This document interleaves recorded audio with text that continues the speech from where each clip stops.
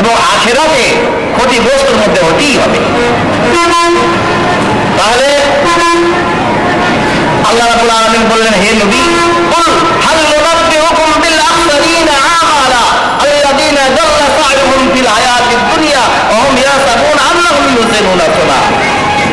আপনারা মনে করছেন ভালো কাজ করছি, বিয়েতে কোন 9টা বেদাত, আমাদের শরীয়তে হিসাবে বিয়ে ওটা বেদাত। যেহেতু আমরা ঠিকভাবে যদি লক্ষ্য করতে যাই, নিজেকে আহলে হাদিস দাবি করি, তবে বহু বেদাত কাজ আমাদের মধ্যে আছে, আর বেদাতের কোনো কথাই নাই।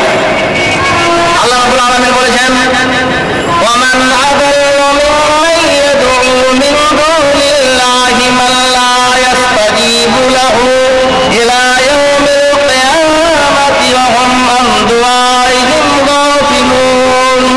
তার থেকে গুমরাহ, তার থেকে পথভ্রষ্ট, তার থেকে ইসলাম থেকে দূরে কোন ব্যক্তি হতে পারে যে ব্যক্তি আল্লাহ ছাড়া অপরের কাছে চায়, আল্লাহ ছাড়া অপরের উপরে ভরসা করে। মাগরিবের নামাজে আপনি পড়লেন, এশারের নামাজে পড়লেন, ইয়্যাকা না'বুদু ওয়া ইয়্যাকা নাস্তাঈন, হে আল্লাহ আমরা তোমারই ইবাদত করি, তোমার কাছেই চাই। আর আল্লাহ রাব্বুল আলামিন শিক্ষাও দিচ্ছেন, ওয়াস্তাঈনু বিস-সাবরি ওয়াস-সালাহ ইন্নাল্লাহা মা'আস-সাবিরিন, হে মানুষ নামাজের মাধ্যমে এবং ধৈর্যের মাধ্যমে চাও, নামাজের মাধ্যমে এবং সবরের মাধ্যমে চাও। চাওয়ার পদ্ধতি আল্লাহ রাব্বুল আলামিন শিখিয়ে দিলেন। আর আমরা বলছিও নামাজের মধ্যে, আল্লাহ তোমার কাছে তাবিজ গলায় লটকে দিলাম। কত রকমের বেদাতি আছে, বেদাত বিরাট একটা মাজমুন, এর বিষয়বস্তু বিরাট লম্বা। আজমির শরীফ বলছে আজমির খবিস, আজমির শরীফ বলছে আজমির আগে হজ করতে যে হাজিরা আগে বেদাত করে হজ করতে যাচ্ছে। আজমির একবার দেখা করতে যায়, দেখা করার পরে আজমিরে ঘুরে আসার পরে মক্কা মুকাররমা যায়, হবে কবুল?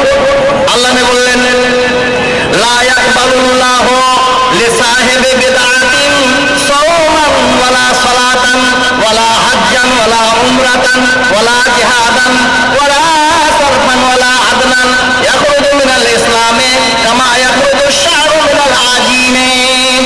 আল্লাহ বললেন, শোনো ও বেদাতীরা, শুনে নাও, যারা বেদাত করো, আল্লাহ ছাড়া অপরের কাছে চাও, অপরের উপরে ভরসা রাখো, অপরের কাছে হাত পাতাও, অপরের কাছে সাহায্য চাও।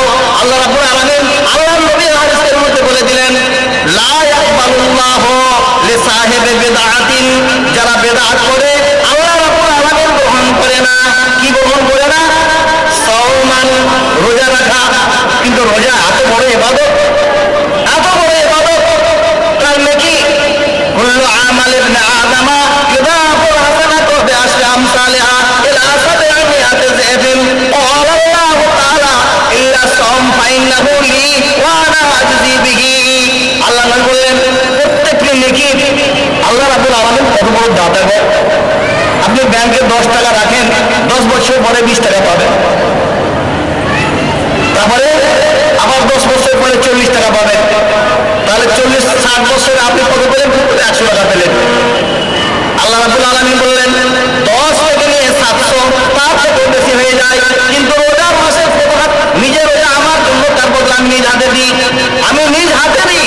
যা রোজা বলার সময় আমি বলতে চাইছি যে রোজার এত নেকি, কিন্তু আল্লাহ নবী বললেন, লা ইয়াকবালুল্লাহু লিসাহিবি বিদআতিন সাওমান, সারা জীবন ধরে যদি রোজা রাখে, না খেয়ে উপাস মরে যায়, আল্লাহ নবী বলছেন তার রোজা কবুল হবে না, গ্রহণ হবে না।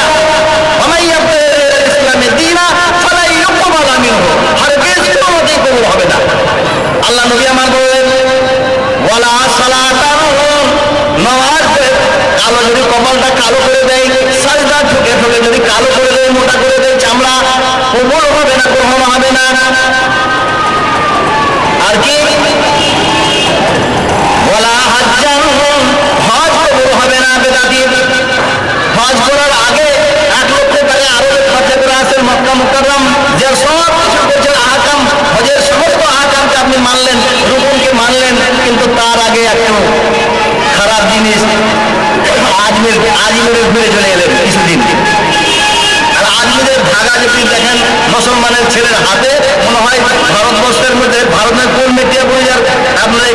হচ্ছে কলকাতার মধ্যে কয়েক ট্রাক হবে।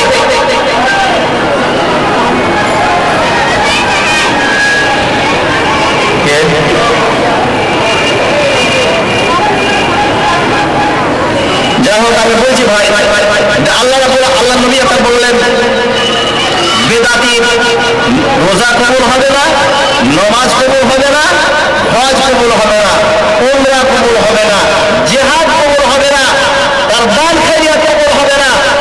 তাহলে কি হবে? আল্লাহ নবী আমার বললেন, ইয়াখরুজু মিনাল ইসলামে কামা ইয়াখরুজু আশ-শা'রু মিনাল আজিনে। বেদাতি ইসলাম থেকে এমন হয়ে বাইর হয়ে যায় যেমন আটা থেকে বোমানো আটা, সামানো আটা থেকে চুলকে বাইর করা হয়। চুল একটু আটা লেগে থাকে না, তো বেদাতির গায়ে একটু ঈমান থাকবে না, একটু ঈমান থাকবে না। তাহলে কত নিকৃষ্ট ব্যক্তি!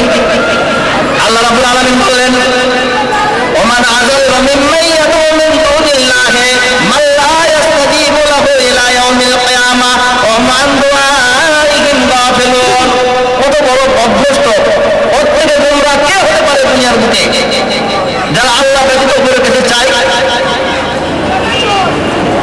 আল্লাহ কোরআনের মধ্যে বলেছেন, ইন্নাকা লা তুসমিউল মাউতা মান ফিল কুবুর। কবরে যারা আছে, তোমার ফরিয়াদ, তোমার আর্তনাদ, তোমার অভাব অভিযোগ তাকে শোনাতে পারবে? তুমি কত বড় বেকুব, কি তার অবস্থা হয়েছে সে নিজেই বুঝতে পারে না, ত্রাহি করছে। আল্লাহ তাআলার ওয়াজের দণ্ডেরা উপরা কেউ কাউরে বল উঠাবে না, আর তার কাছে যে পাগল তুমি। হাজ্জাল্লাহু মিন ইবাদিহিল উলামা। বাস্তবে কি যদি আলেম হয় প্রকৃতপক্ষে আল্লাহকে ভয় করে, আর এক থেকে সারেন আলেম সব থেকে নিকৃষ্ট জমিনের বুকে। যারা এরকম লোককে ভয়তাবাজি দিয়ে কত রকম করে, সব থেকে মানুষ চালাক আর সব থেকে পাগলও বটে। মানুষকে মানুষ ধরে খাচ্ছে, মানুষকে মানুষ ধরে খাচ্ছে। একটা কাগজ লিখে দিয়ে, একটু পানি করে দিয়ে, একটু এরকম কিয়াম করে দিয়ে, এরকম ফাতিহা করে দিয়ে মানুষকে মানুষ ধরে খাচ্ছে। মানুষ সব থেকে চালাক এবং সব থেকে বেকুবও বটে। তা আল্লাহ রাব্বুল আলামিন বললেন, হুম আন দুআইহিম গাফিলুন। কিয়ামত পর্যন্ত যদি তার কাছে দোয়া করে, সে তো গাফিল আছে ওর থেকে, আর ওর কাছে আমরা কেন চাইবো? তাহলে আল্লাহ নবী বললেন হাদিসের মধ্যে, আল্লাহ তাআলা বলেছেন যে বেদাতি নামাজ, রোজা, হজ, যাকাত, কুরবানি কিছু কবুল হবে না। তারপর আল্লাহ নবী আবার বললেন, মান আহাদাসা ফি আমরিনা মা লাইসা মিনহু ফাহুয়া রাদ্দুন। বুখারী শরীফের হাদিস।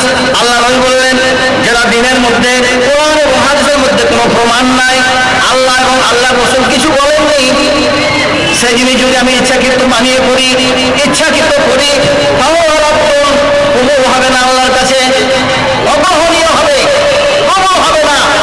তাহলে আপনাকে চিন্তা করতে হবে, এই কাজ আমি করছি, এর প্রমাণ, এর দলিল, সহি দলিল কোরআনে হাদিসে আছে না নাই?